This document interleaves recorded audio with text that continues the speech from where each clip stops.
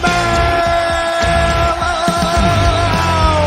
Give me a hell yeah! What the Rock is cooking? To be the man, you have to be the man. Big Papa Pump, did you hook up? Falling. Holla! At the end Woo, woo, woo!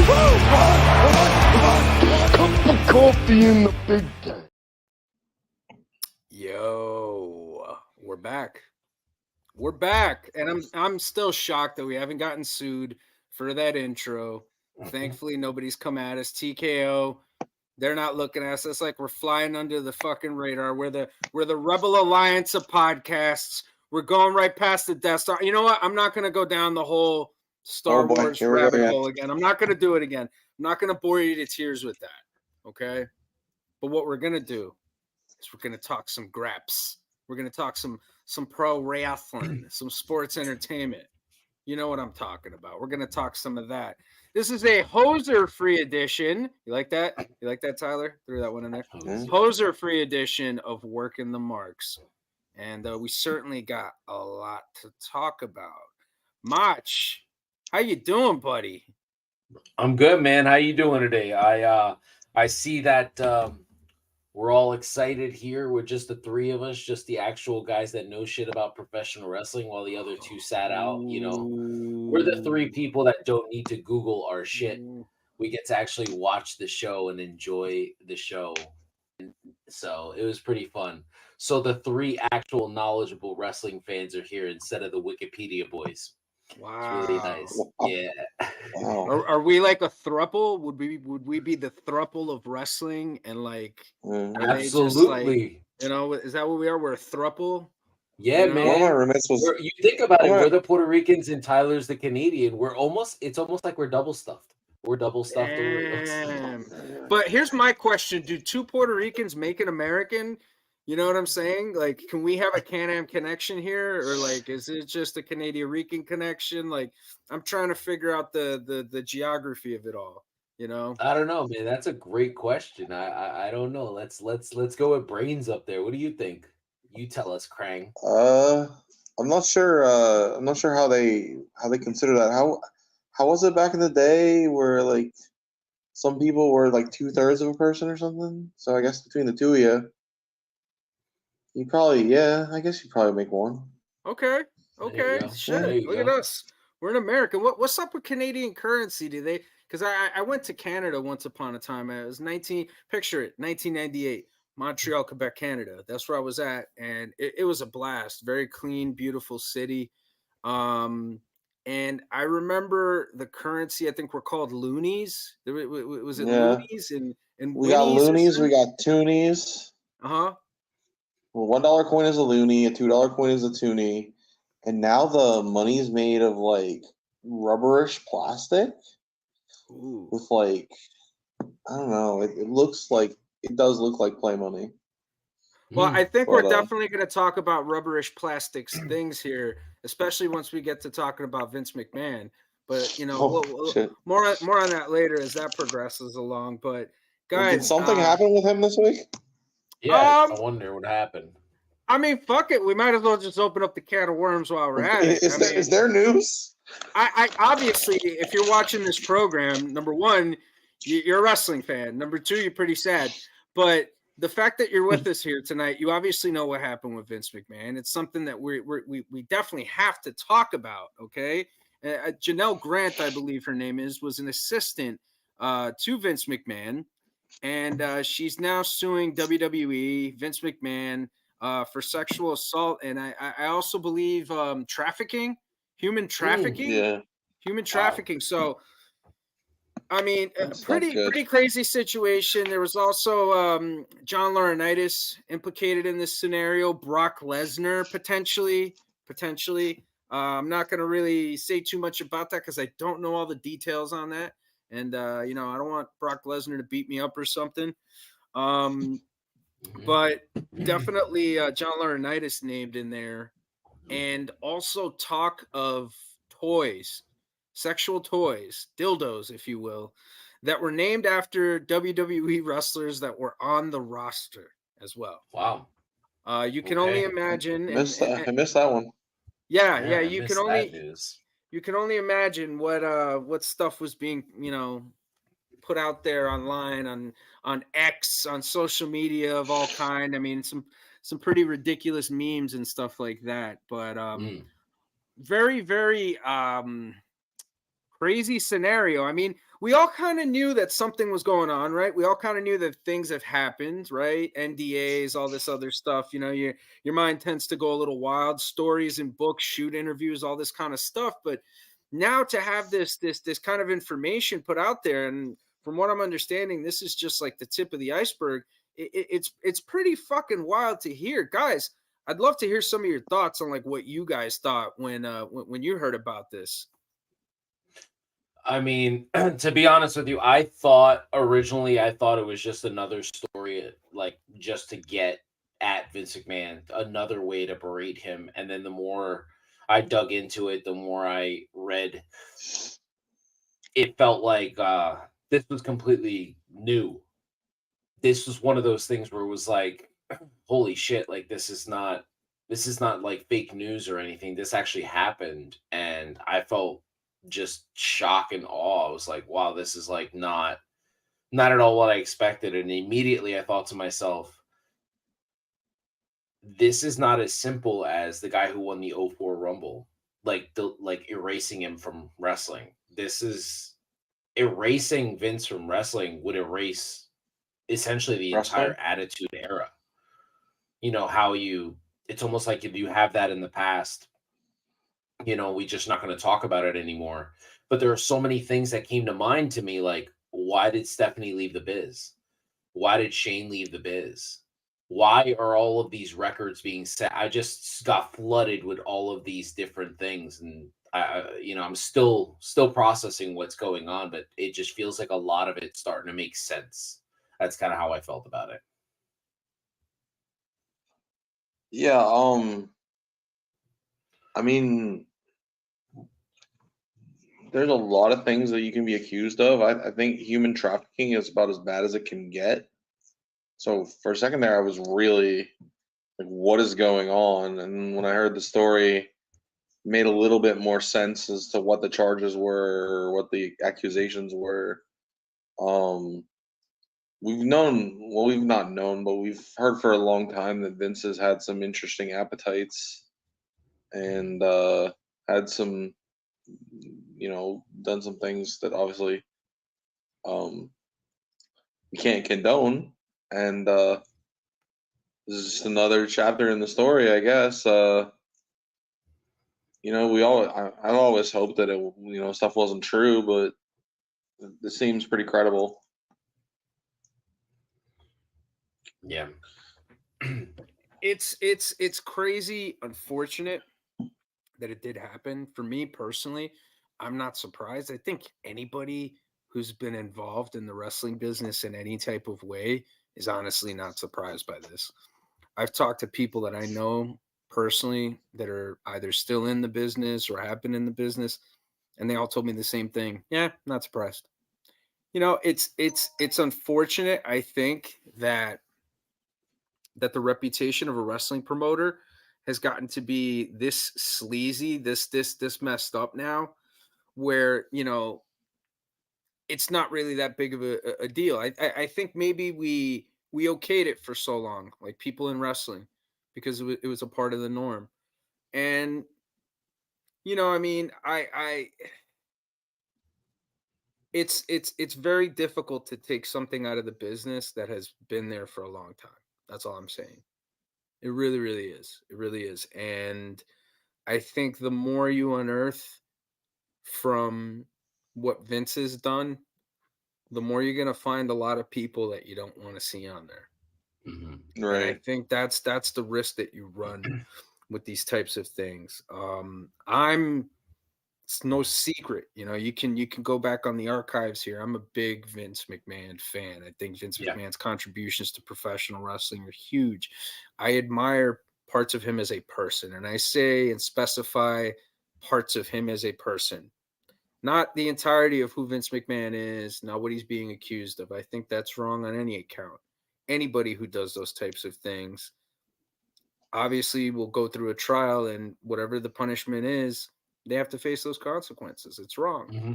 There's no room in our society for that type of behavior anymore. There isn't. Plain and fucking simple. And if you don't like it, stop watching the fucking podcast right now.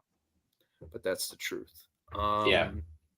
I just, it's sad. It's sad to me. And I think Lou, I think you bring up a really good point there about, are we gonna have to Chris Benoit him, I guess is really the best way to fucking say it.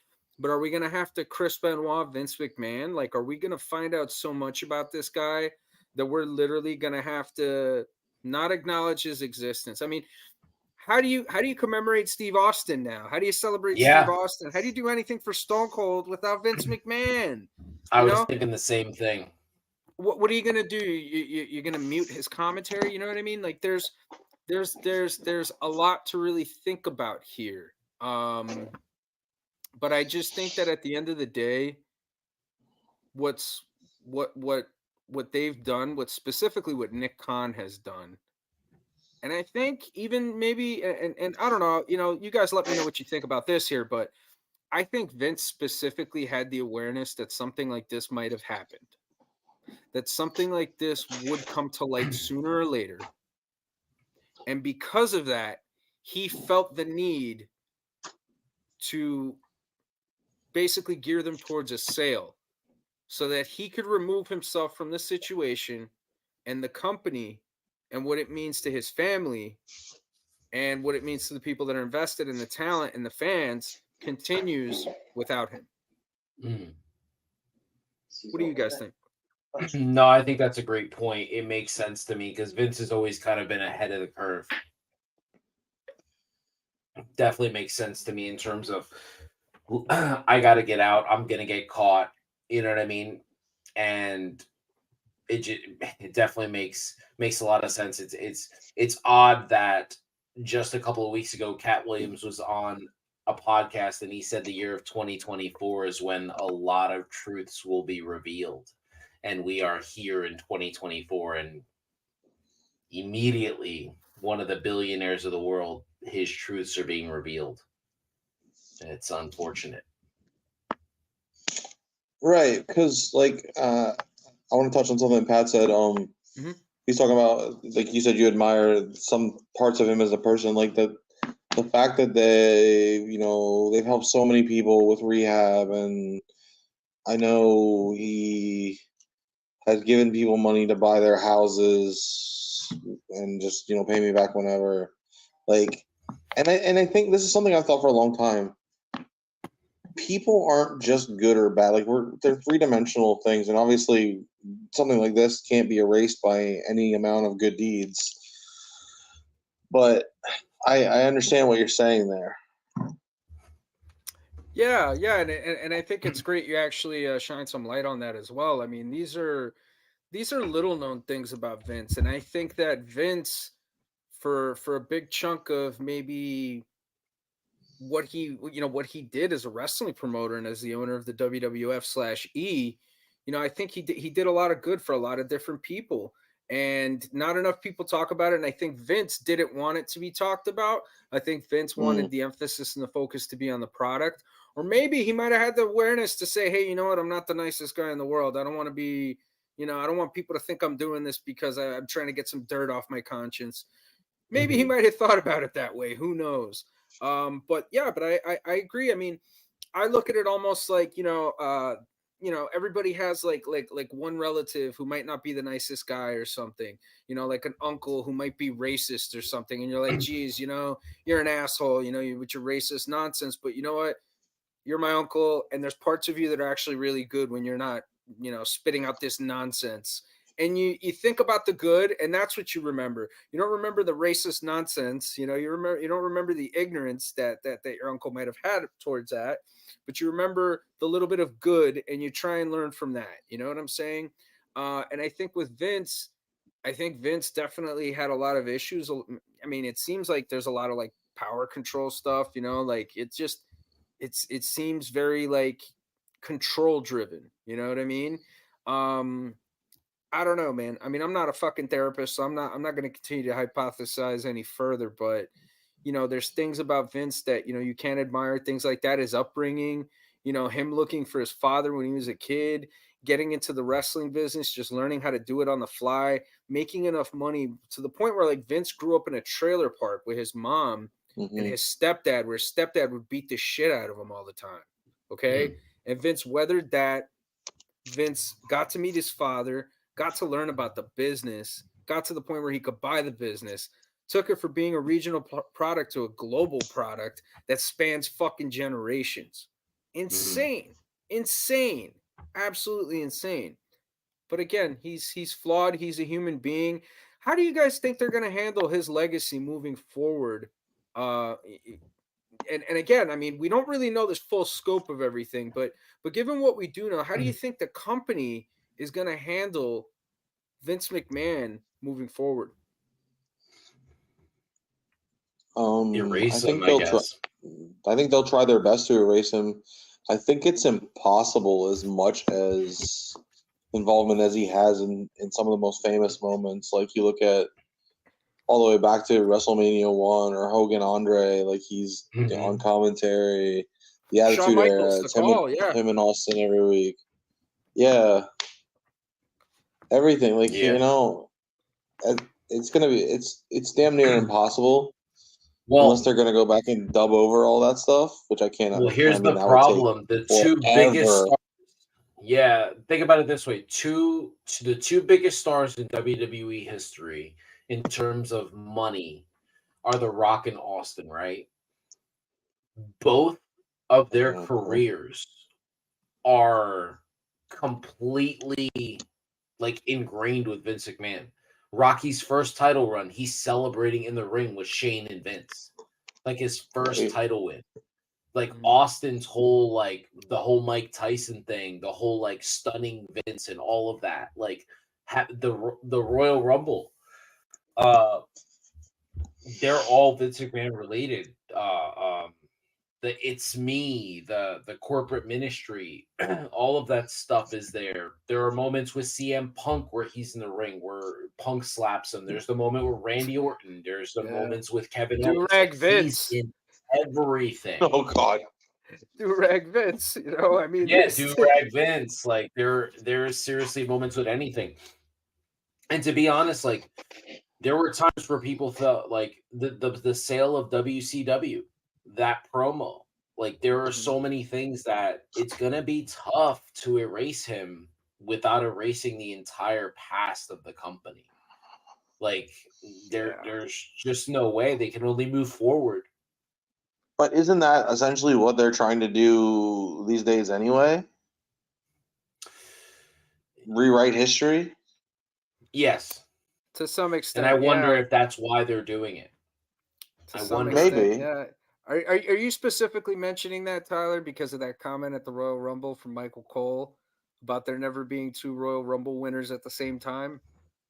Because that was one that's been making the rounds that really people kind of got people up on it in arms, so to speak. It was like, wow. Like, oh yeah, I did hear that. I remember saying, what is he talking about? Yeah, I just found it very odd too. It's like, no, buddy. But yeah, I mean, they do try to rewrite history sometimes. I think they're guilty of that. They're their own separate universe. They're their own thing, and they choose to acknowledge what they want, when they want, and how they want. Right. I think they think we don't remember,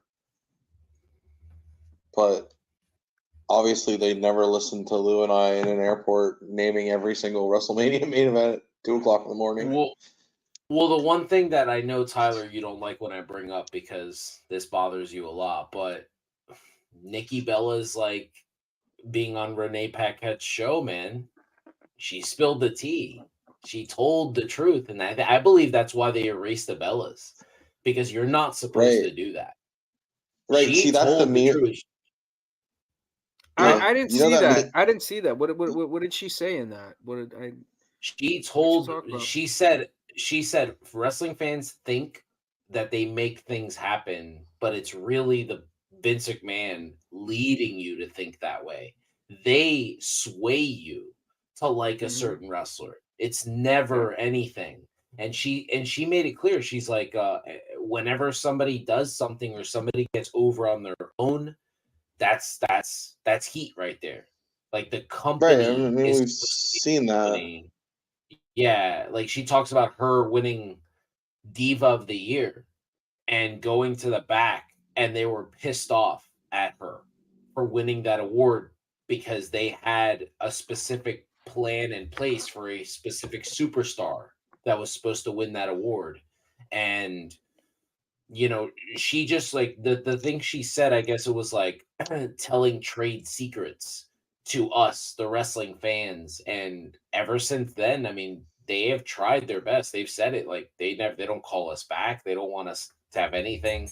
They won't mention the Bellas at all. Everybody blamed it on John Cena. Oh, John Cena wanted her gone, but I really think that's why it happened, because she said stuff she wasn't supposed to say. I mean, I'm sure that didn't help. That for me, that's like that meme where it's like when the person you can't stand makes a great point or something like that.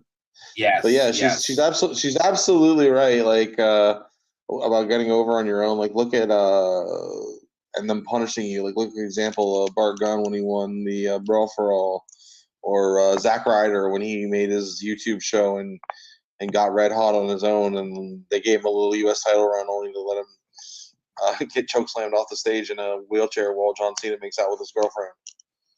Dude, Bryan Danielson too. That whole lead up to them finally putting him over for WrestleMania 30, like everything. So many different ways where we've kind of seen that, but I mean, that exists everywhere. That exists everywhere, man. That exists in every fucking locker room. And the thing is that WWE is under a bigger microscope and more people might expect more from them. But at the end of the day, man, it's a wrestling show. It's a wrestling company, and they all kind of pretty much run the same. The promoter plays the favorite. They have the guys that they want to push, and then you have the guys that get over organically. And I can see there being heat because it's like, hey, you're fucking up our system, and that is true. They do lead you to believe whatever they want you to believe, which is why I just love it when I go online and I see people talking about bad booking and that's not what you do. And this is so stupid. And why would they do this? And it's like, because they fucking want you to have this reaction, because they want you to care. And this is what they do. And this is where they really shine. And they're really the best. I mean, like, they get people so worked up, but they get people talking about them all the time. Getting back to the Bellas real quick, I know that they put out a statement, I think, on social media in regards to the Vince and John Laurinaitis stuff as well. Let me see if I can pull it up. On social media in regards to the Vince and John. Uh-oh, what's going on here? The audio's kind of messed up. Can you hear me? Yeah, it said VV is in stream audio only, and now it's repeating what you just said. Gee Willikers. Who the fuck was that? Can you hear me? What did you say? Yeah, I can hear you. We can hear you good. Yeah, we got you. Yeah, you're good. Okay, now what about it's gone now. Yeah, we can hear you. Yeah. Okay, perfect. You sound great. Okay, so it was just a blip. But yeah, getting back to the Bellas, I know that I think they put out a joint statement. Or one of the Bellas. I gotta try and find it real quick. Let me see if I can look They're it up. disheartening. So I have the statement right here. Fantastic. We're shocked and disheartened with the recent allegations against the members of the WWE. The Garcia twins said Monday on Instagram. It's been a lot to process since we found out this past week, just like you all did. This is something we don't stand for or condone from anyone, no matter who they are. The sisters, who are also stepdaughters of Laurinaitis, added, we want all women to feel safe and supportive in the workplace in their everyday lives. That's interesting because Johnny Laurinaitis is married to their mom. That is interesting only because you would think they would have had some inkling of, like, what kind of person, like Johnny Ace was before he married probably their mom. wasn't that person like when warn he them. was with them. Well, what if Danielson knew? You know, you think he would have told the disciplinary committee? I mean, you know, like what if Maybe Danielson throw a knew? fine out there. Yeah, he'd throw a fine out there or something like that. Like he Yeah. must. I don't know. It's tough with Danielson because you want to think that if he knew, he might have said something, and maybe he did, Right. and maybe they're just covering up, you know, and they all knew all along. But I mean, that's got to be a tough spot to be in for him. You know what I mean? It's Well, like, you Pat, know, it's really funny if we could like segue over to what you said yesterday to me on the phone. mhm. It's a part of this conversation where you and I actually were two people, and we're in the minority that we thought Triple H handled the press conference well. A lot of people are He did. angry with the way he handled it, and I loved what you said about him not wanting to go back to that because, like, if you could just elaborate on that. Do you remember what you said? Well, I mean, here's the thing. I think with Triple H, well, what he specifically said was he doesn't want to dwell on like anything negative. He wants to focus on like what's going on that night. So obviously, a lot of people expected, and when I say a lot of people, I would say wrestling fans specifically. Allow me to be Mhm. more specific here, but Yep. wrestling fans, particularly the ones that are on social media, wanted him to give a better explanation. Whatever that better might be, I don't know. It's up to the person, I guess, right? I think it's a situation where no explanation will suffice. You know, I'm glad that he wasn't wearing a furry hat and sunglasses when he said it. I think that was a good move. Um, but I think that he handled it the best way possible, and I think that maybe people don't consider the fact that maybe he's known for a long time. But I mean, what can he fucking do? What can he do? What can he do about any of this? The scope of it, I don't know if he knew, but I'm sure he knew that Vince was up to something. And Right. you know, he's married to Steph. I mean, again, we don't know. We don't know what it is, but I'm pretty sure that he wants to move on. He doesn't want to talk about it. What's going to happen is going to happen. People are going to say what they're going to say. More importantly, TK already put out a statement. So Mhm. that's all you really need to know. What else do you really Right. want from the guy? You know. Now, here's the Right. thing. Here's the thing, though, real quick. But do you think that there's a portion of fans that are specifically AEW fans that expect more from Triple H because people kind of gave Tony Khan shit about his answer on the Jericho situation? Right. Well, Yes. to me, yeah, maybe. Because how are you gonna other than the stupid hat and glasses? Well, I don't really see much difference in their response. I would have just. I think he probably should have just said, I'll just refer you to the statement that was put out yesterday. That's all we really had to say at this time. Because like what he said amounted to me, and Lou hates when I say it. I wish wrestling could just be wrestling, and that's kind of what he said. Like I just want to focus on the positive. Like let's forget about Yeah, that. And I mean, I actually thought Cody handled it better than he did. really. Yeah, because like that, first of all, that's not a question for him, and Nick Hausman's just a shit disturbing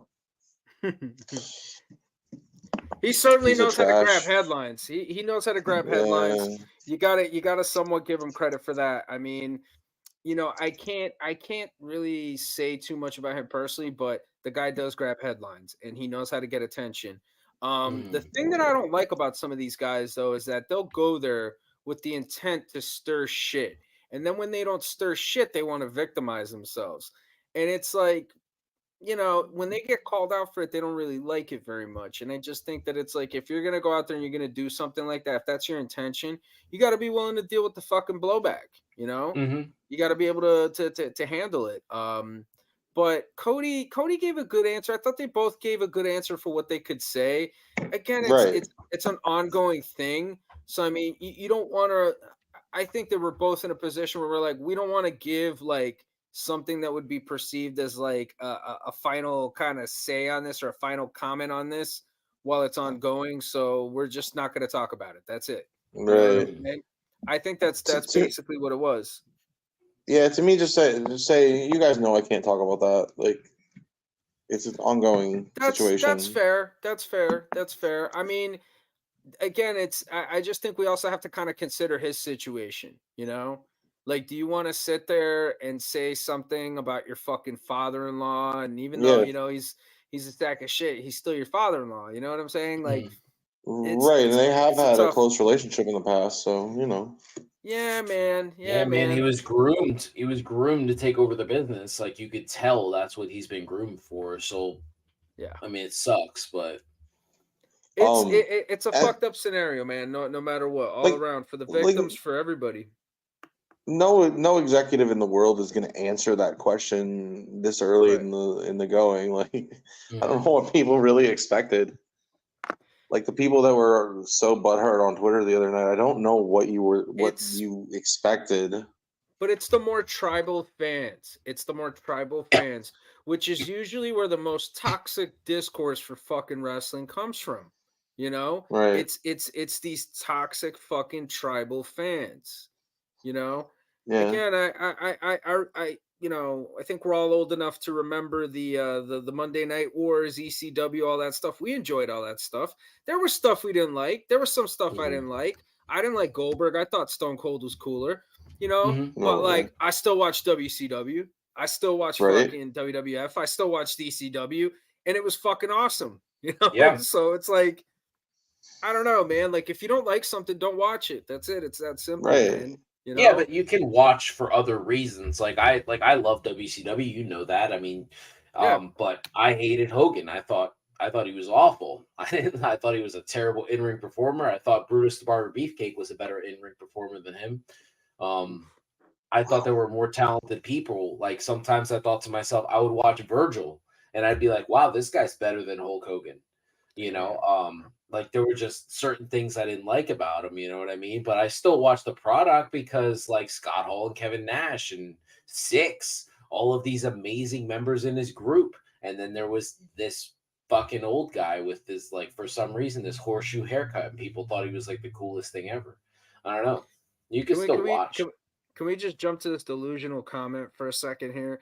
So from the Dungeon podcast, in the Dungeon with Stu Hart podcast, whatever it's called. I mean, he's saying here, I mean, now what are people going to cancel the Undertaker? The Undertaker cancel Shawn Michaels because they're close friends with Vince, like they're trying to cancel Brock Lesnar. I don't think they're. First of all, if you look at any of the stuff that's come out, they're not mentioning Shawn Michaels or the Undertaker. Brock Lesnar was implied or mentioned in it. I haven't really read all of it, but I've kind of skimmed through the stuff that I've seen. So he received videos and he made requests in videos for return videos. Yeah, he made that. That's what they're accusing him of. Yeah. He sent basically, from what I understand, they sent him a video. He liked it. He responded something, and that was it. You know what I'm saying? And they tried to like maybe create a hookup, and that was that. That's all it really fucking was. Okay, that's where the trafficking part comes. Was the fact that she was supposedly sent to go. Right. Because that's what Vince was doing. Vince was pimping her out basically. More or less, yeah. Like, so this is. I mean, it would be another shocking thing if Hulk Hogan was involved somewhere here. It would just be like another way to call this guy a piece of shit. I'm not saying they're not a part of it. I'm just saying they're really good friends with Vince. Nobody's saying Vince McMahon and friends, okay? Yeah, Nobody's it's just saying Vince. that. Man, Yeah. What the hell? It's just Vince. Yeah. It's just Vinny Mac. It's not Epstein Island yet. Yeah. She's like, it's Vince and all his friends. Come on, get the fuck out of here. Could it happen though? We don't know, but I hope not. Oh God, please no. I hope not, man. Here's an interesting question for you guys. What name do you hope is never associated with anything like this? Bryan Danielson. Shawn Michaels. I agree with both. I agree with both. I really hope we never I just I don't think Bryan will be mentioned. I don't think so. I hope not. I hope Roddy Piper's not mentioned. Guys like that. Flair. I mean, Flair, whatever. The helicopter incident. Oh, he was a part of winner. it. It's fucking Yeah, whatever. Brett. No, see, Brett. I don't think Brett was involved in anything like that. Nah. No. A lot of this happened when he was dealing with his stroke, so no. Yeah. Well, it's all Brett did was sleep around on the road. He didn't do anything like that. And he slept smoked with one weed. person. He smoked weed Yeah. too, Brett. He took steroids too. Yeah. Yeah. Well, they all did. Yeah, Yeah. Did a little. Yeah. Oh yeah. Smoked some crack too with Dynamite Kid and Junkyard Dog. Yeah. Right. That's a true story. Oh, he did hash too. He did hash with that. What was it? It was like a hash soaked pear or something. I think it hear was he with still Hacksaw. smokes weed. Bro. I bet you he Well, does, man. it's legal in Canada, so Yeah, man. He's probably chilling, man. Getting some fine ass fucking bud up in Calgary and shit. Fucking yeah. Alberta. He got a pink and black bowl, and he's just taking like rips, yo. It's got the Hitman logo on it. Yeah. They all got like little jackets. All the pipes got little jackets, that he takes off. Little sunglasses. He's got sunglasses he wears and he takes them off and puts them on like a little kid or something. Hell yeah. Like walks to his bowl, takes the sunglasses off, puts it on his dog. Let me tell you something. Walks by homeless people and puts it just takes the pipe out of his mouth and puts it right in their fucking mouth. Here you go, bud. That would bug me out. I who did I hear that had smoked weed with him? Kurt Stallion.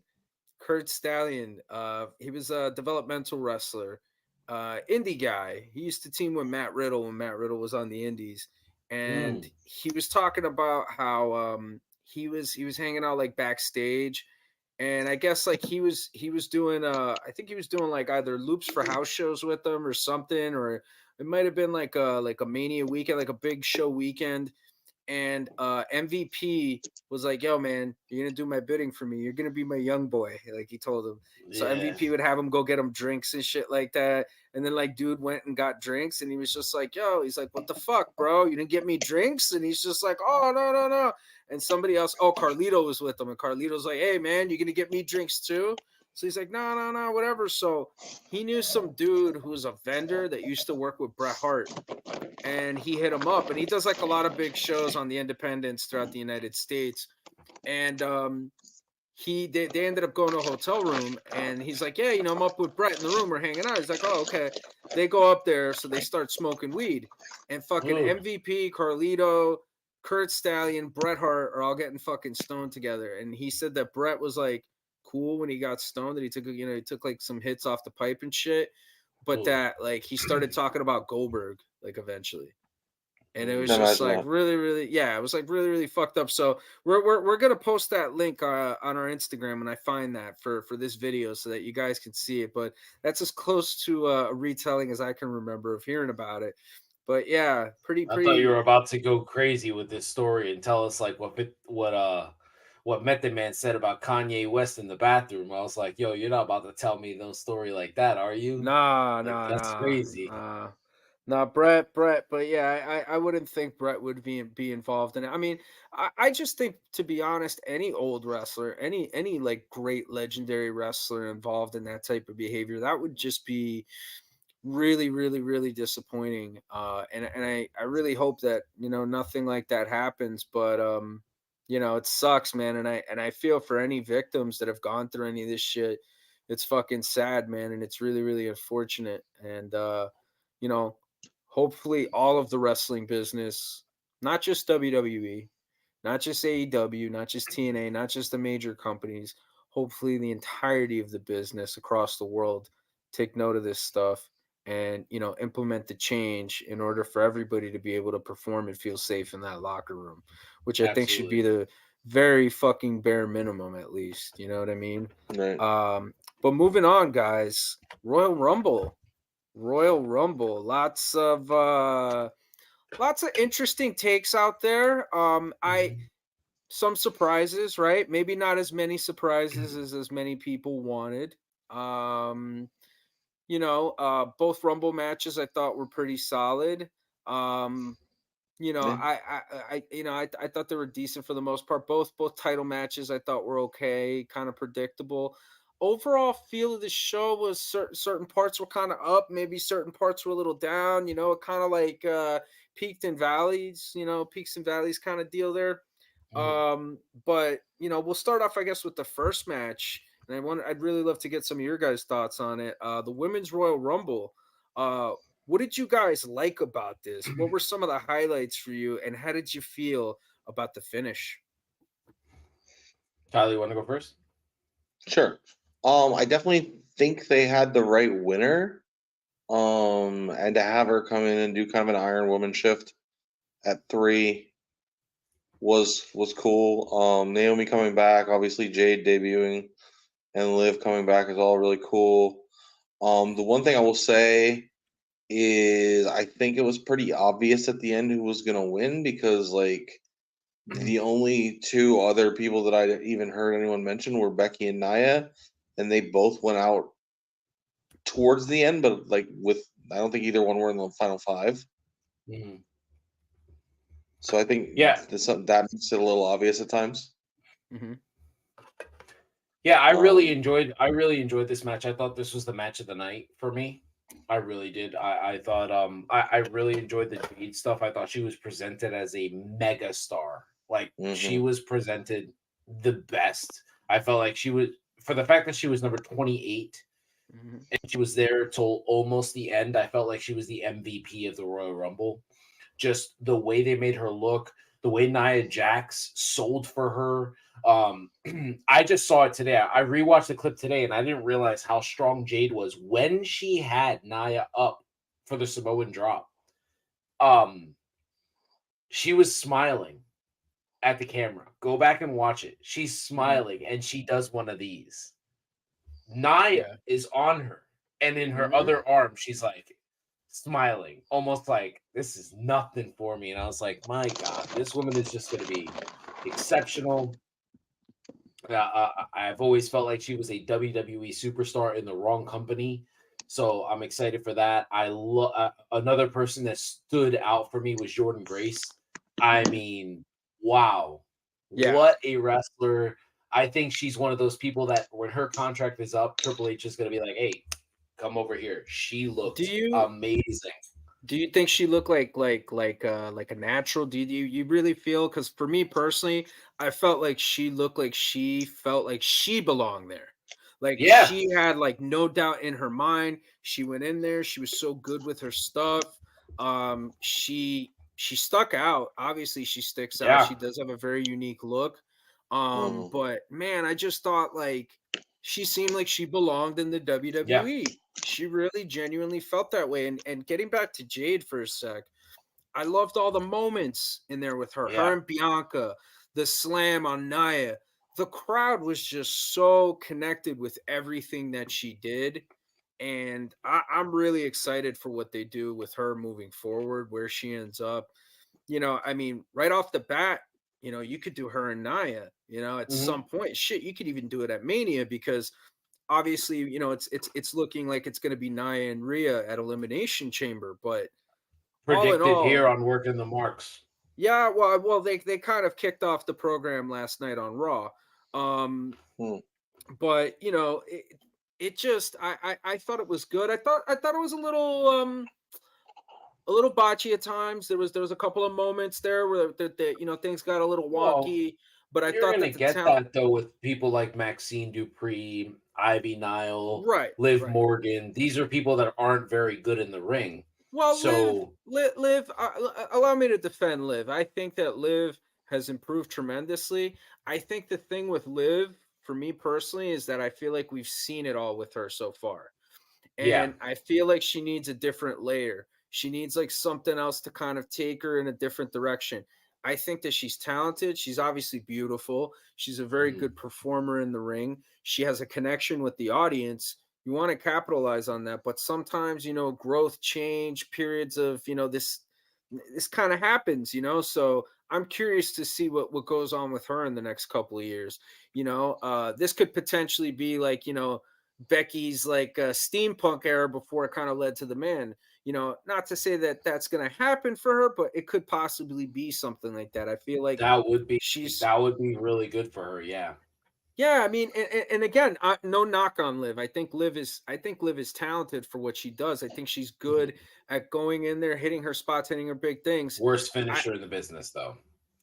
Yeah, there's a lot of finishers, I think, in the women's division that could maybe perhaps use a little fine tuning, but again, I don't know what's going on. I'm not backstage. I'm also not working with these talents every day and seeing what they can or can't do. So, it's a little difficult to say on what I could coach anybody in. You know what I mean? But again, opinions absolutely here on this show. I thought it was match of the night. I thought the right person won. At no point in time did I ever really feel like Bailey was going to fully lose. I think they did a good job at certain times of doing that. All in all, I think it was a solid match. The right person went over. The finish was pretty good, but yeah, I would call it match of the night if I had to. Yeah, I agree.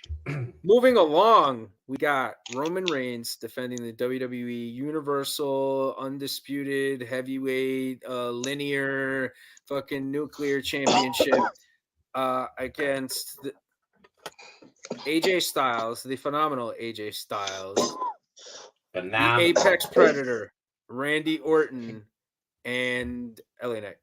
All in all, I thought this was a decent match. I thought it was good. The thing is like, for me personally, and again, I respect the entirety of this man's greatness and what he's been accomplishing. I think Roman Reigns is in a period that people are going to study him. And again, I think there's a lot of things still that we do not know about what's going on with him, that perhaps could come to light later on. But I just think that what he's doing is excellent. But going into a match where for a fact he's gonna win, it kind of takes the air out of the room a little bit. Yeah. And I know that they book it and they present it in a way that looks like somebody else is gonna win, but at the end of the day, that the plan is to still go with Roman. Now, agreed. All in all, I thought the match was good, but there's always that feeling when you're watching the match with Roman where you're like, it's going to be a good match, but it's not going to be exciting. It's not going to give me that thing yet. You know what I mean? I love the finish. I thought the finish was great. Agreed. I thought he needed that. He needed that finish. Solo interfering, doing that, coming in, hitting the spike, that was fine. I thought that was good stuff. Missing the spear, I thought that was great. I just love the finish, not only because I guess it's as close to clean as you're going to get for Roman, but the whole setup of it. AJ going for the forearm, Knight hitting the ropes, AJ falling down. Roman hitting the Superman punch on Knight, AJ getting back up, spear. Roman hits the ropes, hits the spear, bam. Like, just really, really clean, nice, well-performed finish. AJ, what can you say about AJ Styles, bro? Really? Like, the dude is amazing. 46 years old, I think, and he's still putting in these kind of matches and this effort. Well, I think we talked about it. He's the one guy who's kind of got that Shawn Michaels quality in the sense that he's the only one of these guys that could have taken the pin, because he can lose every match for the next year and then randomly win the WWE Championship, and none of us would be shocked. We'd be like, yeah, well, it's AJ Styles. Yeah, that makes sense. Randy too. Randy could take a pin too. Randy could do all that stuff. I think the goal of this match is to set up, maybe feuds later on. We'll see. We'll see where that goes. Yeah. More on that later. But I think for the match, it was good for what it was. But there's just always that feeling, man, where I'm just like, I'm not fucking buying it. I'm not buying it. It's not creating enough doubt for me. And I'm kind of not into it because of it. I don't know if you guys feel the same way, but but give me your thoughts on that. Yeah, I felt the same way. To me, and I think there were points where the crowd maybe convinced themselves that maybe he could lose, because, and he's laughing at me over there, but like, because we've had this conversation, when Roman finally won, I felt like the air went out of the building a little bit. Because it was like, oh man, again, same old shit. It felt to me exactly like the dog days of John Cena's Reign of Terror. Like this shit again. Same thing. Now here's the thing, Tyler, and again, this is, I don't know, maybe, I kind of feel this way a bit, but do you think that maybe if they were more creative with how he went over instead of it kind of being the same old thing again, and do you think if maybe they did a better job of kind of creating that doubt, do you think that maybe you'd be more into the match? Yeah, maybe. The only thing is, the thing with Roman is he kind of has to look strong. Otherwise, because like, do you remember? Yeah, I saw it. Do you remember when Kurt Angle was champion and he would just like by a thumbnail hang on to the title his first reign? Right. Like that, like the Hell in a Cell where everyone just beat the ever loving piss out of each other, and then like Kurt comes and puts a finger on whoever it was and got the pin. Mhm. Or I said last week the finish from Backlash in 07 where it was like everyone hit their finish. Shawn hits the super kick, but he can't capitalize, and Cena fell on top of, I think it was Edge. Yeah. For the pin. Something like that, just to be like, oh, you know? Yeah. I get exactly what you're saying. I think that maybe if they kind of did that a little bit more and kind of just, I don't know, like made it where Roman kind of hung on, because yes, they're and don't get me wrong, it's not like they're not kind of saying that Roman is barely hanging on, right, to the title with what they're doing, with the run-ins, with everything else. But again, I feel like it's maybe a little too redundant. Like we've done it too much. We've been there too much with the run-ins. Okay, we're trying to be a little more creative with the run-ins. That's fine. But like you kind of want Roman to get like wins on his own, but do it in a very hyper competitive way, a la Kurt Angle, where it comes down to like a last minute pin or like leverage or something like that, where he just like he narrowly escapes with his title, but fuck, he still got his title. I'd also like to see more clean wins from him. I'd like to, I'd like to see him, kind of cheat more against bigger guys instead of cheating against all the guys. You know what I'm saying? Because every time he cheats in a match, don't get me wrong, it accomplishes its goal. It's good. And this is not a knock on Roman Reigns. I think Roman Reigns is fucking fantastic, but there's certain redundant tropes with the storytelling that we're seeing here that I think maybe we could kind of do little things to tweak and to make better. You know what I'm saying? By having little situations like that where Roman gets by, other than with the same type of cheating. Mach, I know you got a lot to say there too. But go ahead, Tyler. Like the match against LA Knight, like from the Saudi show, like I'm supposed to believe that like this guy's the GOAT, but like he's got to resort to shenanigans to beat LA Knight. Right. Yeah, Right. It's just kind of don't buy it at this point. I get it, but like they're trying to present them as like a major heel, right? And he's doing major heel things, and his whole heel shtick is, "Hey, I'm the GOAT, I'm the best, I'm the greatest of all time." But somebody's always got to kind of help me out to fucking win. So people look at him and they're like, "You're not fucking great, you're not this," but he's still getting the wins and he's still doing it and he's still getting by. I do agree though, in the sense that I think we need to get more cleaner wins out of Roman, because Flair would cheat, right? But Flair would also have these clean wins over people. You know what I'm saying? He would do this stuff. And I think if we had more of the clean wins and a little less of the fucking constant cheating and cheat, but cheat for like an upper echelon guy. Cheat for a guy that you're going to put in the title picture years later. You're going to put, the title on at some point. Somebody like that. But to cheat for like every fucking guy, I feel like it kind of loses its luster. Mach, you're ready. You're ready. I see you. You're chomping at the bit. So go ahead, please. All right. Free your mind. So first off, I just want to say, based off the fact that Becky Lynch has been saying to Nia, how she keeps hurting all the girls in the back and they're using it on television, right? It just made me believe that that's the discourse around Roman Reigns. He can't win on his own. He needs Solo in his stupid black hoodie. That's what he needs, like to come out of the crowd.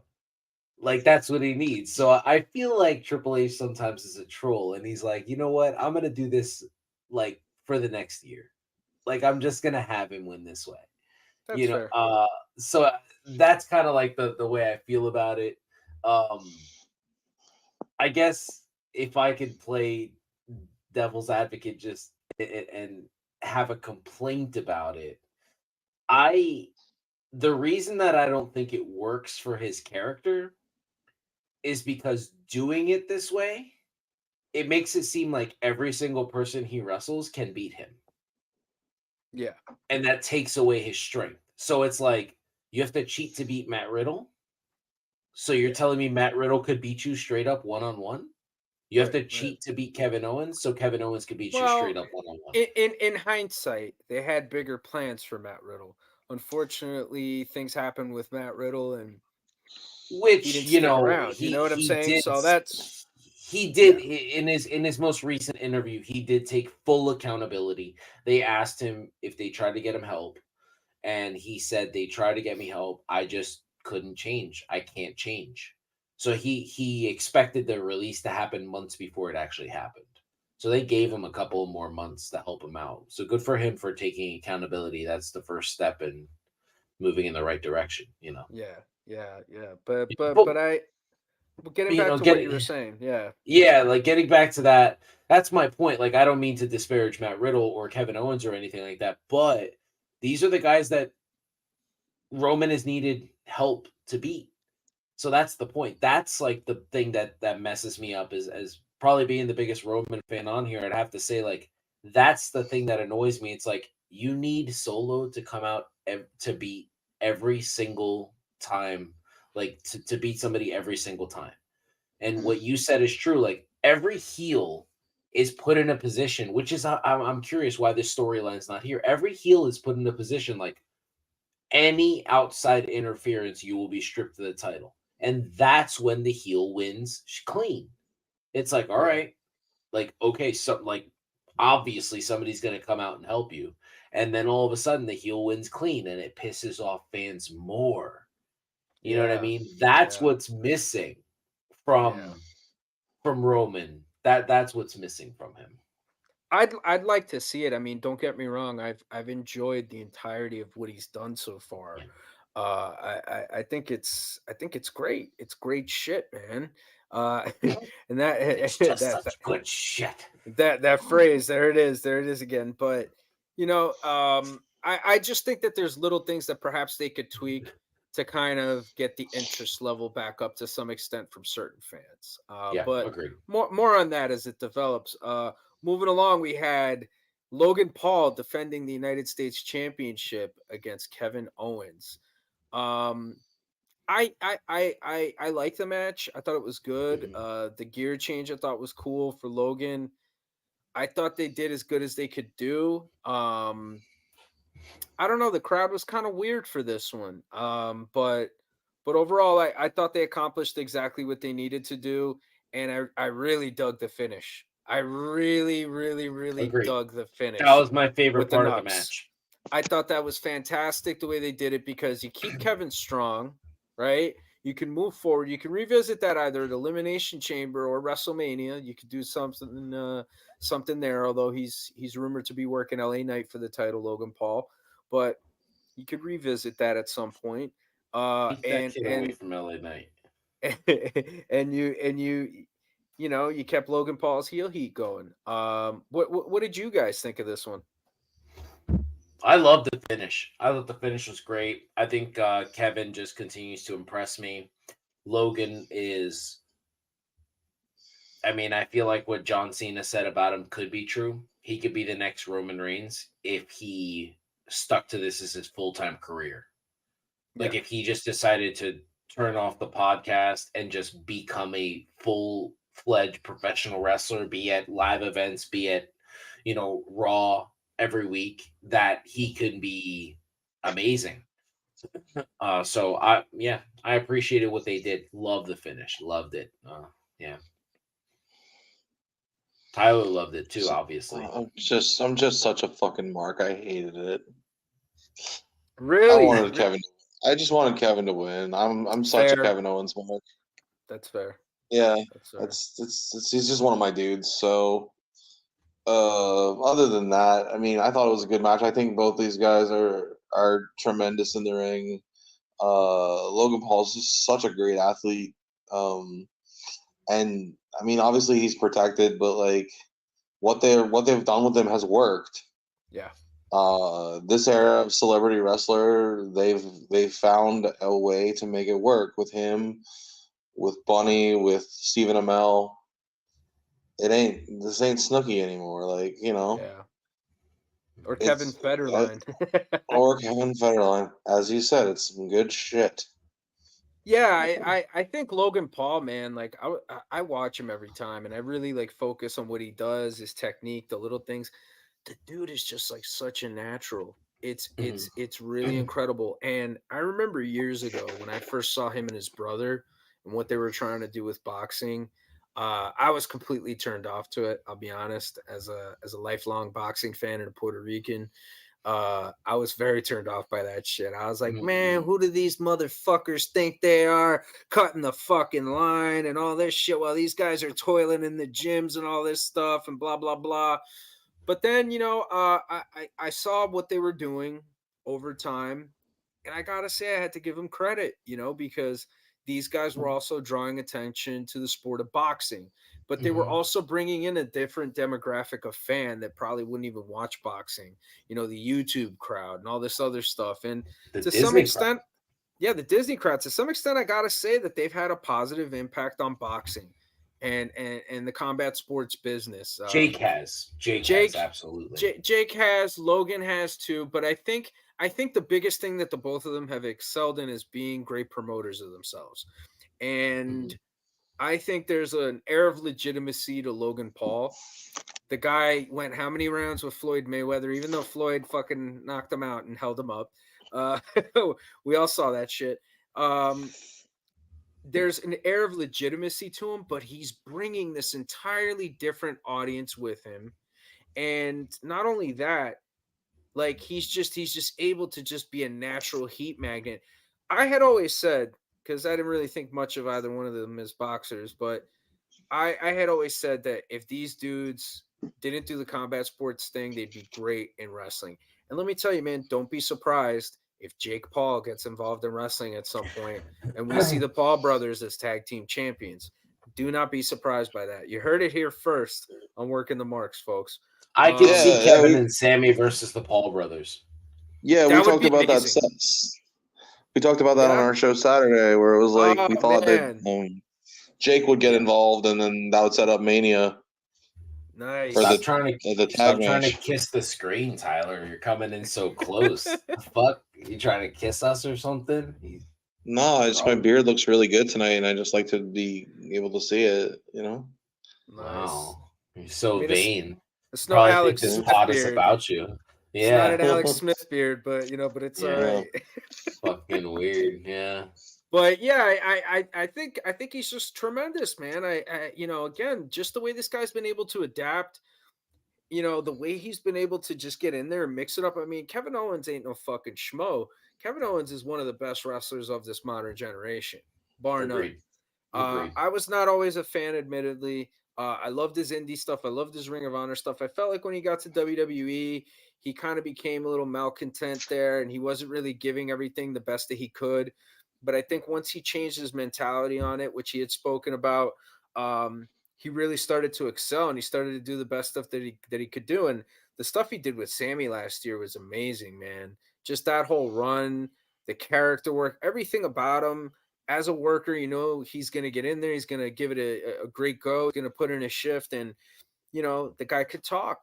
He could talk. He could talk shit with anybody. He could talk about anything, So, yeah, man, I liked it. I thought the finish was good. I think it's good in a sense based on Tyler's reaction that it It's building up that anticipation for that payoff at some point for Kevin. I know Kevin, and look, hear me out.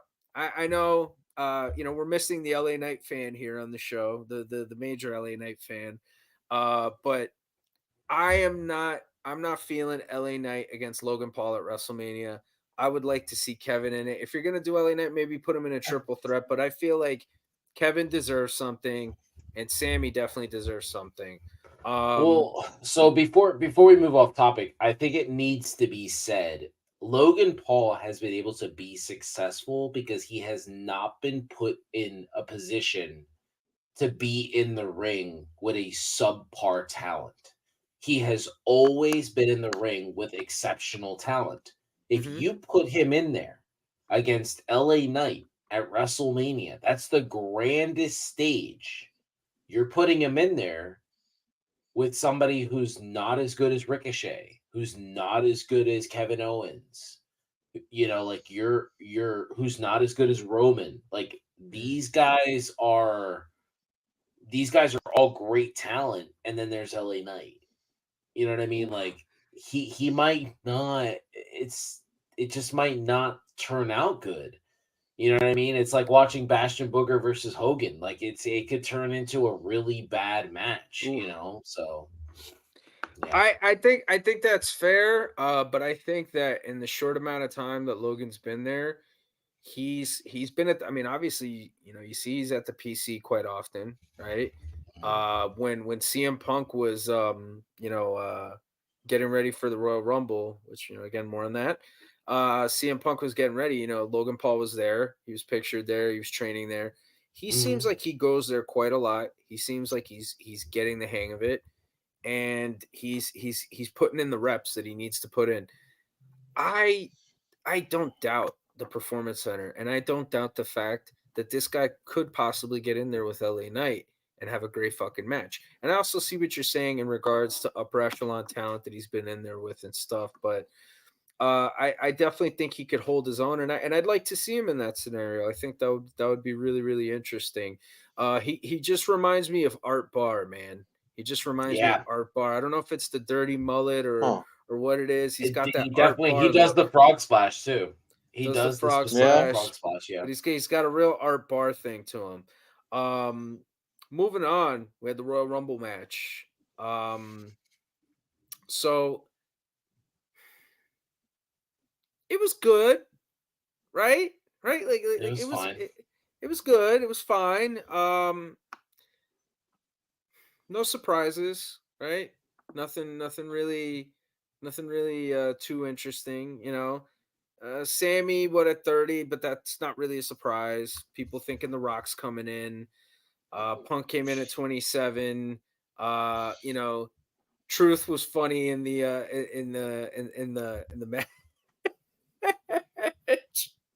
Truth waiting for the tag for Dominic. That was probably the highlight. And then Dominic giving him the tag, that I thought was phenomenal. That was great. That was probably the highlight for me personally. As we found out later on, CM Punk was injured, tore his tricep again. Rough 2.5 years for the old punker there, man. You look, whether you love him, whether you hate him, whatever you feel about him, you got to feel for the guy. In the sense that he's really had a lot of injuries since he's come back to wrestling. I think he's still producing a lot of high quality stuff. He has unique abilities that I don't think many people on that roster really have, especially on the microphone. And hopefully he takes his time, he comes back healthy, and he gets that run that he deserves. But the finish I thought was good for the most part. I thought Punk's work in the match was good. There was a lot of selling on his part. Perhaps some of it had to do with the fact that he was injured as well. Cody came in. Cody was great. And I really liked, Cody eliminating Gunther again. I thought that was cool. And also real unique way to eliminate him too, with kind of like a headlock takeover over the top rope. I thought that was really cool. Not seeing your conventional old fucking toss outs, from the ring. No Kofi magic, man. No Kofi magic. that. That's I thought that was bad. Do you think that Cody learned the headlock takeover from his buddy MJF? I know he likes to use that as a finish. No, nobody learns anything from that fucking idiot. No, what I shut really up. missed was the Kofi Kingston. Like, there's this thing in professional wrestling where it's like oversaturation with stuff, right? And I think Kofi's Royal Rumble moment can't be oversaturated because it's a once a year thing. And I really genuinely missed it this year. It was something that I looked forward to, and I was like, really? He's gone? Like, my special moment was Braun Breaker eliminating Finn Balor. That was my favorite moment of the whole match. He was phenomenal, man. He looked great. He looked great. I loved him and Omos getting into it too. I thought that was great. There's a lot of rumors in regards to Brock Lesnar, by the way, and I'm here to clarify those rumors about Brock Lesnar, Braun Breaker, Royal Rumble. So Billi Bhatti reported that Brock Lesnar was never scheduled to be at the Royal Rumble. He was not. He was never going to be there. So that spot was Braun Breaker's. Braun Breaker did not fill in the Brock Lesnar role or whatever people are saying out there. That's not what he was doing. He was Braun Breaker in the Royal Rumble. He did a phenomenal job. And man, I gotta say it. Look, I love the Steiner brothers. I think we all do. My guy Macho here, one of the biggest Steiner brothers I know outside of my boy James Anthony. And you know, they were phenomenal for what they did. They were very innovative, very explosive, believable, fucking believable. You could really look at these guys and buy it. But not the best in-ring workers in terms of safety. And there were a lot of reckless moments with both of them. There were times where Scott, and it's been talked about in Ric Flair's book. It's been talked about by a lot of other talents too that have worked against him, where he would take liberties with talent. And you look at Braun Breaker and you look at that sample size of him in the Royal Rumble and what he was able to accomplish and the fluidity and the movement and everything. And just the touch when he would lay those bumps, those big bumps, and he's hitting these and he's coming in full bore, but he's hitting these nice fucking touch bumps, man. And he's not hurting anybody. And I gotta say that I think this kid has potential to really supersede them. I think to some extent he's a lot better than they were already. And I think that he's going to be just something really, really, really special. As long as he keeps himself out of trouble and stays healthy, I think he's going to be great. I think he's going to be great, and he's going to fill that Brock Lesnar void. He's going to fill that Goldberg void. He's going to fill that big spot of that super believable killer. And I'm curious to see his evolution for sure. Mach, I know you got some thoughts on this as well. Yeah, I mean, we talked about it yesterday. Sometimes in professional wrestling, parallels being drawn are one of the best things, like being able to say, like, oh, this person reminds me of that person. We've seen it with classic wrestlers, but like back when like Benoit was around, it was like, oh, that's Dynamite Kid. But that's a new version. Like we talked about, the perfect comparison to Braun Breaker is Kurt Angle. He is very much like Kurt Angle. He's a safe in-ring performer. He doesn't take liberties.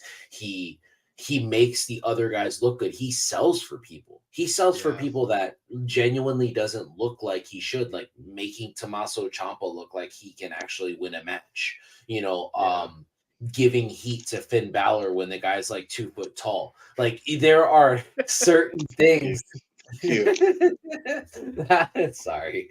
You know what I mean? Like, and I'm sure, like, you know, if MJF came into WWE, which is the rumor, and he wrestled a guy like Braun Breaker, he would sell being bitten on the ankle. It would be like, oh my God, like just this, like Enanito just coming out here. Like it's whatever. But he looked really believable in the ring. And everything he did, think about like what he did in the ring. So he eliminates Finn, had to say it again, just wanted to say it again. He eliminates Omos, right? And it's like, whoa. And then how great did it look? Like he gets eliminated by Dominic. You know what I mean? Like it's like, wow, this is the guy. Like, all right, so he can do this. He can look like he looks at, and I think it's one of those guys that Sean doesn't want to lose. Like he even said today, he's like, he's got a lot more to do in NXT. You know what I mean? Like, I mean, do you blame him though? Do you blame him? No. I think maybe he's not fully there yet too. That's the other thing too we have to consider because that's what's he's so still dangerous about him. But I mean, but bro, he's so explosive, he's so believable, and it's so clean, it's so crisp, it looks so good. But you know, I think he's gonna be fine. I would love, and I know, you know, some people might not like this, but I'd love to see Okada end up in NXT and those two have a match. Breaking news. That would be amazing. What? If I could just break some news, Pro Wrestling Tees has been told to pull all Okada merch from their website. By who? I have no one would idea. assume WWE maybe. Yeah, I mean, if he's going to AEW, Wow. he would need the Pro Wrestling Tees store. Ooh, man. So that Ooh. would be interesting. That would be great to watch Okada go in there and for him to work Braun, and you know, Braun puts him over on his way out. That'd be great. I really think it's the right move. Yeah. Yeah, absolutely. I mean, he can. There's so many good jobbers he can work with too. Like he can work with the guys like I'm DIY. gonna You slap. know what I mean? Why are you such an asshole tonight? Somebody I has mean, to be the fucking heat magnet because Uribe's not here. So Listen, he's it's taking fine. the spot tonight. He just kind of. I thought you loved, like, I thought Johnny Gargano was like your long lost brother. I love Johnny Gargano. I love him. I think Okay, well he's in DIY. He's the smallest wrestler I think I've ever liked in my entire life. Like, Well, yeah, you got like a size thing lately. Bullshit. I don't get it. Bullshit. I love Crash Max Holly. Mini. I love Crash Holly. You love Max and Mini. Torito. I love it Torito too. No. I love most of these wrestlers. I'm not a fan of him, or I don't dislike Tommaso Ciampa. I guess he just doesn't really do it for me. Like he's, you know what I mean? Like, it's But I like whatever. the tag team though. I like him and Gargano think- together. I I think they're a really good good tag team. together. I think you just know that I love Ciampa, so you're just being a dick. No. I just you've never said that to me. Really? Yeah, you've never. I thought your dude was man. Kyle O'Reilly. I thought Kyle O'Reilly was. I love Kyle too. Yeah. Yeah, like all you those talk guys about are- Kyle O'Reilly the way you talk about Jared Goff's looks. Like, Yeah. Well, I mean, Oof. he's a great man. What can I say? You're more of an Alex Smith guy, Much. That's why. yeah, I that's love what it Alex is. Smith. Alex Smith is amazing. He's great. I mean, he's Alex Smith he's a good looking dude. He's no Tim Tebow, but he's a good looking dude. You know what I mean? So it's fine. I don't think neither one of them are any Jimmy Garoppolo, so you know. Oh, Jimmy's a handsome man. That's Patty's guy. That's Patty's guy. He's a handsome man. He's a handsome man. That. Patty, what's the name of your cat?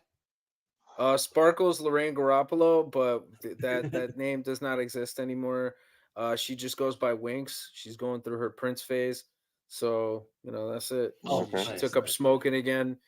She's actually asleep over here on the side, but you know, getting back to Okada, man. Like the thing about Okada that's so great is like his style is so simple.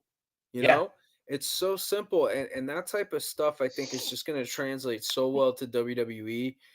I think his English, from what I've heard so far, is good, and not only that, man, but just Triple H, I think, just understands how to present him. He just understands how to present him.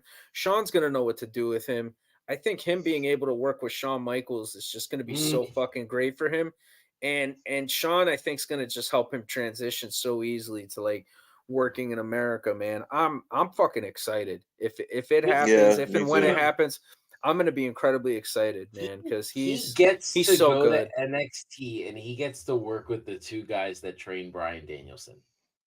Yeah, because a lot of people forget that Regal and Michaels are both at the Performance Center. Bro, not only that, you got Norman Smiley there. Norman Smiley, Steve Carino, you have A-Train for like the big guys. Like there are some exceptional coaches there. And they have guest trainers all the time. Coaches. They have people coming in from all different places. Yeah. So You know, I mean, dude, it's unbelievable. Okada, he has potential for me. You know, and Nakamura, I think, in fairness to him, has been a big star over here, man. I know some people might not think he's Yeah. been as big as he could be, but you look at the things that he's accomplished, having a WrestleMania main event. You know, I mean, he's done such a great job. The titles that he's won, winning the Royal Rumble, the opportunities he's been given. I mean, his presentation alone, I think, has just been really great for a Japanese wrestler. You know, you could say him and Kana are probably the two best that have come here that have been able Mm. to get over as much. But I just think with Okada, Recently, yes. recently, yes. I mean, I don't know Because if we I have could even say I don't. Hakushi was good, Tajiri was good. Tajiri was good, yeah. Mm, You know, they Muda and were. stuff like that. But this is different. I think like in terms of like being presented to a more global audience, I think you know these guys have really done great.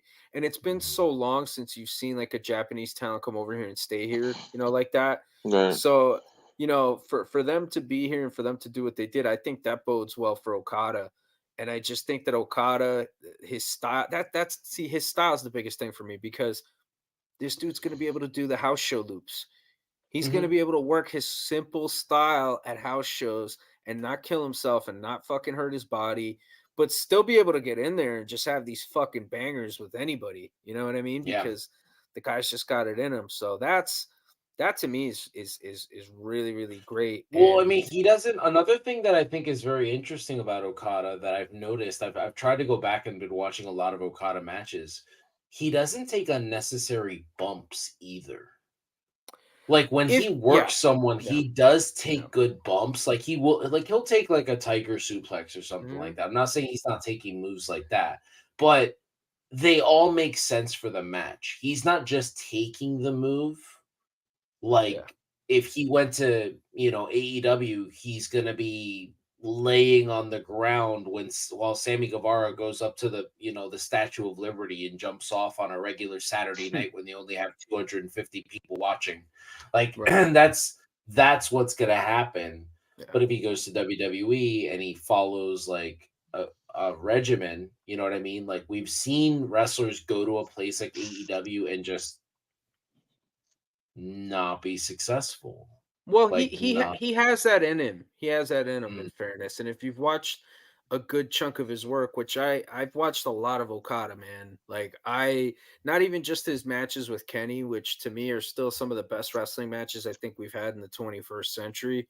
Um, you know, I've watched like Okada work just about everybody in New Japan, and the guy is just so good, man. Like he's just so good, and when you watch it, it's just such a simple style. Like he's not really doing a whole hell of a lot. And again, I just think that the English and everything else, I think it's gonna be really, really well for him. And when he works, to your point, when you were talking about the bumps and stuff like that, he takes big bumps, but he takes big bumps when they matter and when they mean something. You know, he really does. He's not gonna take a big bump just for no fucking reason, you know? When he does something, it's because it's impactful and it's meaningful to the match. You know, he works incredibly smart. So I'm super fucking excited to see it when it happens. But getting back to the Royal Rumble here, um,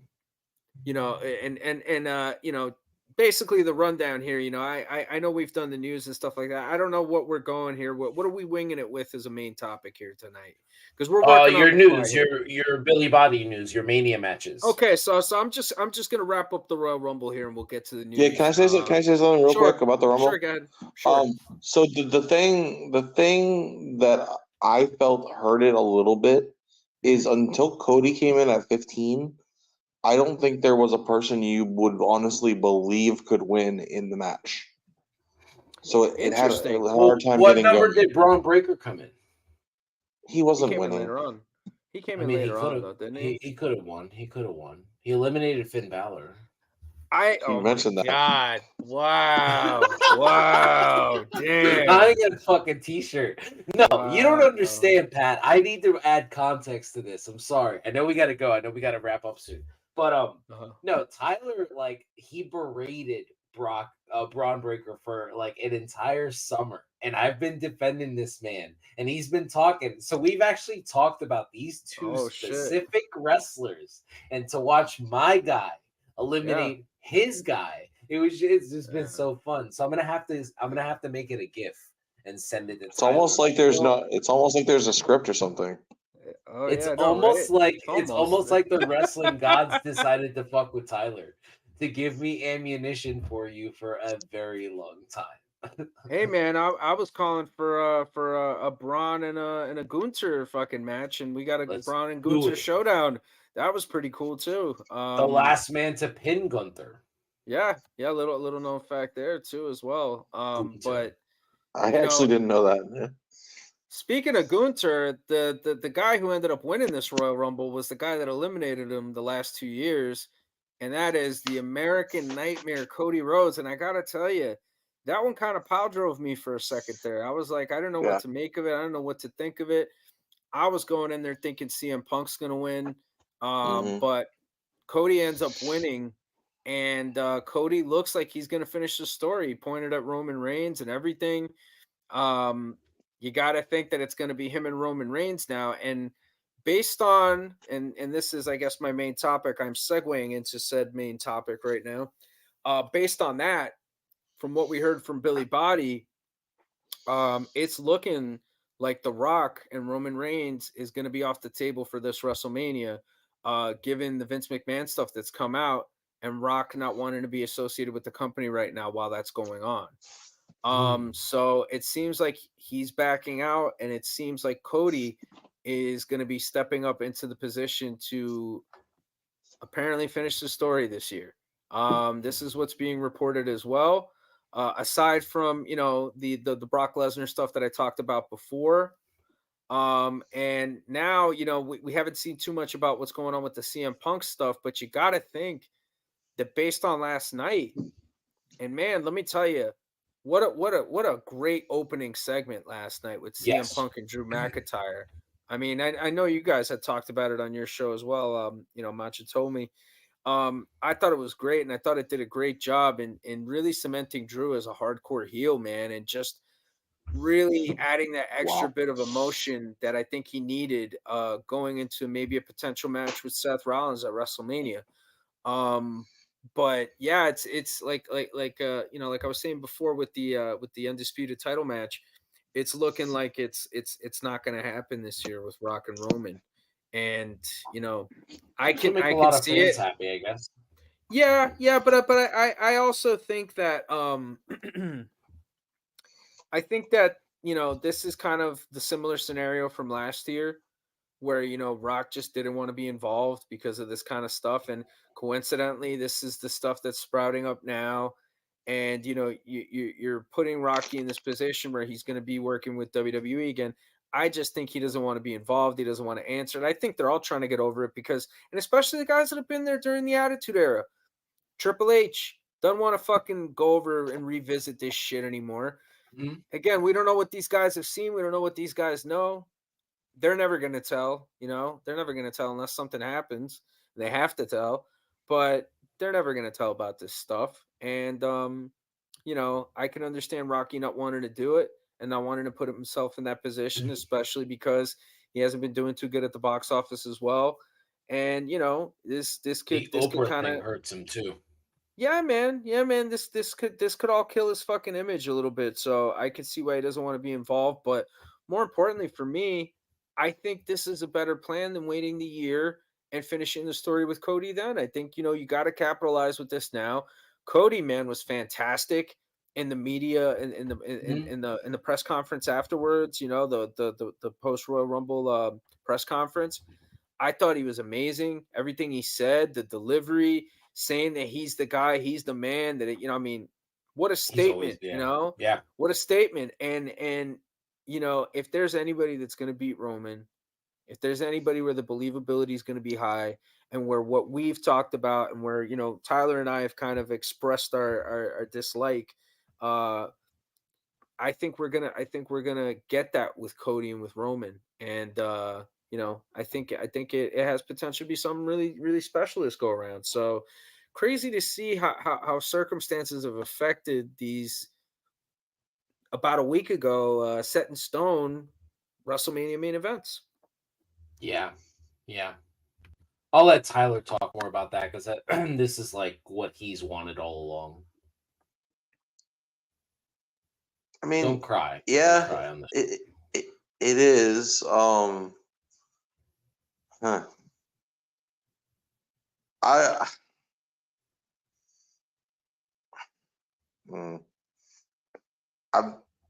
trying really hard not to. I don't know. I guess like the one thing is with Rock, I kind of take it personally. I guess like you wanted to do this until it was inconvenient.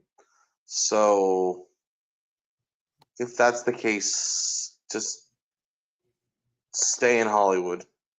That's my opinion. Because he only wants to be involved when it's convenient for him. The man already has more money than God. It's not like it's going to hurt him in any way to do it. So well, that's not even fair. He was the last pick in the draft. He hasn't made any money yet. I wasn't talking about Brock Purdy. Well, you said God, so I was just go ahead. Said he has more money than God. Oh, I get it. Oh, that one hit me late. That one hit me late. I'm sorry. It's, I get it. Hit me late. That one. So that's. I mean, and maybe I'm sometimes I guess I'm guilty of being a mark, but it just to me, like I said, he wanted to do it until it wasn't convenient. That being said, I really do hope Cody if that's what they're gonna do, he better finish the story because otherwise I'm gonna be one of them people on the internet making them videos. Canceling my Peacock subscription. I don't know. Seth almost talked me into the opposite last night. That was such a good promo. Phenomenal, right? I thought his delivery was so great, his believability, everything that he did, his words. I mean, both guys are great. And Cody, man, Cody's just so good. His selling, his facials, the way he makes you believe and feel things. There were some fucking great promos last night. Man. Yeah, there really were. There were exceptional promos between Punk, Cody, Seth. I mean, Drew. I thought, man, Becky too. I mean, they were all great, man. Everybody delivered, man. So the only one thing I did think about last night is if they would give us the Bailey from Saturday night in the press conference over this Karen type character that she is, that would sell some windbreakers. Listen, that would sell like the one I got on. Turn her face. Listen, I want to point this out. I don't want this to go unnoticed. Did anybody catch the subtle hint with Bailey going face at the Rumble? Yes. I caught that. I also did you catch it, Tyler? Are we talking about during the match or in the press conference? During the match, she does something specific, and I felt like it was telling us like it was a tea leaf. After she has an elimination, she's hanging on the middle rope. And she does a classic Bailey thing and fixes her thing. And I felt like it was like telling the fans, like, oh shit, the side pony's coming back. Because the hair is long again. And I was like, ooh, yeah. Because I've always wanted to hold that side pony from behind. But I understand it. Like, you know what I mean? Like, just I'm curious to see if that happens. I don't know if they're gonna go there with her. But you got to think that like they're building up the betrayal, and especially since she says she's making her decision this Friday, so you got to think they're gonna get there pretty soon. I would expect if Okada's gonna debut, you'd got to think it's gonna be at that next NXT show, the one that's coming up, right? Because he's free of his commitments to New Japan, so based on I guess what happens Trick and with Ilya, which I'd love to see him in Ilya. I think that's Oh my god. that's a dope match right there. I'm into that Fuck shit. yeah. Ilya Dragunov is one of the best. I That might would need be a private amazing. moment on that one. That would be Yeah, great. yeah, Just that- two that- other guys that are better than Balor. Just amazing guys. Like, just amazing. Oh man. Well, fellas, I think on that note, we're gonna cut it tonight. Oh, But perfect. anything you guys want to plug here before I do the call and we call it an evening here? Well, we have our Must Love Wrestling podcast every Saturday. We try to do it around anywhere from 10 to 12, depending on when schedules or a little Rodriguez gets down for nap. But yeah, we do that. We'll be talking about, we'll obviously be talking about Raw, SmackDown, and leading into WrestleMania. So, come watch us, but that's pretty But much not this all we week got. because we won't be there. You'll be by yourself. Oh, that's right. Tyler is. That's right. You're going overseas. That's Yeah. right. You're going to Ireland? Like a little weekend. Yeah, I'm gonna go visit Finn's parents. No, I'm taking a little weekend, John, to the Bahamas. Yeah, I'm gonna go see old Fergal. Yeah. Well, Oh, that's right. weekend, You're John, going to the That's Bahamas. right. That's right. Just gonna spend Sunday in the Bahamas and then come back. Oh, well, there you Nice. go. Well, enjoy yourself. That sounds exciting. That's Yeah. pretty. Yeah, it'll be nice. That's pretty rocking. Yeah, that's a Yeah. pretty sweet deal. Well, fellas, appreciate you being on tonight here. At least 3 of us showed up. Hopefully, we get the other 2 to come back next week. And big shout out, by the way, to the NFC champion San Francisco 49ers. Bang, bang, Niner gang. We're going to the Super Bowl to take on Patrick Mahomes and the Chiefs. Kind of feel like Brock's like Cody Rhodes. He won the Royal Rumble and he's going to WrestleMania to take on the Tribal Chiefs. And we'll see what happens. Maybe young Broccoli Purdy finishes the story. Yeah. And then The what's the up? Chiefs The are the Roman Niners- Reigns. The Chiefs are the Roman Reigns of the NFL. So The Yeah, they Niners really were are. undefeated this weekend. Bailey's a Niner fan. Roman's Yeah. a Niner fan. They both won their matches. And then the Niners man. won. So it's pretty exciting. Although the Usos are both Niner fans too, and they didn't win. But that So- was a stalemate, because whatever. Neither guy really won, so that was okay. yeah, Yeah. we won't talk about the text I got like halfway through the second quarter about putting Darnold in and getting blown out Yeah. 2 years in a row in the championship game. Oh, Yeah. those. Oh yeah, no, Yeah. the what is it? The emotional cutter texts. Yeah. Yeah. Those are rough. The Those week are before, rough. when they beat us, I didn't even want to congratulate him because I was just like, you don't deserve to win. You gave up. You tapped out.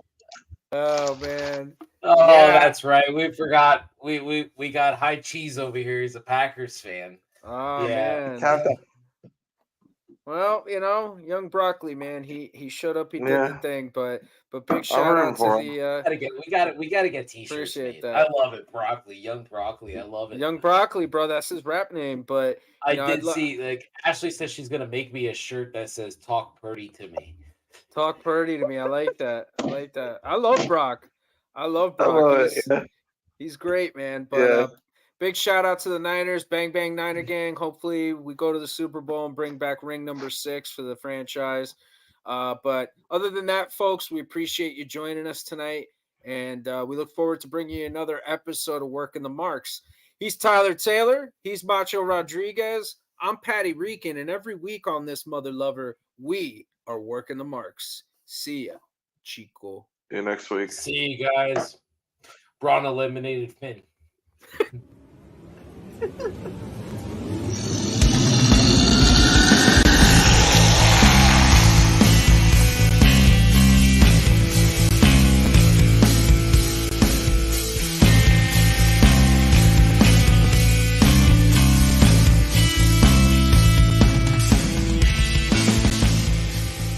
Famcast Media.